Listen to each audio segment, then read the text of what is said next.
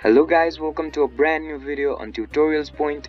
In today's video, I'm going to teach you some easy steps on how you can create an account on the Valley National Bank. Before we start the video, don't forget to like, share and subscribe to the channel for more such useful tutorials.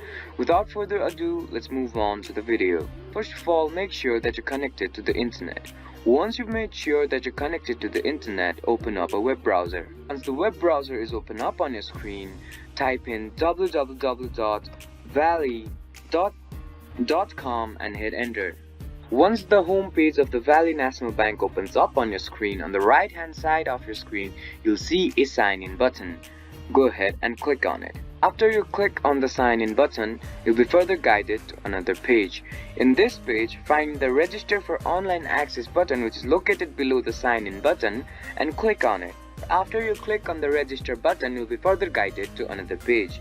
In this page, you'll have to fill in some credentials. You'll have to fill in all these credentials correctly. You'll have to tick on these options and then click on complete sign up. Once you click on the complete sign up button, and if you have filled in the required credentials correctly, you'll be automatically signed up for the online banking in Valley National Bank. I hope this video helped you to sign up for Valley National Bank.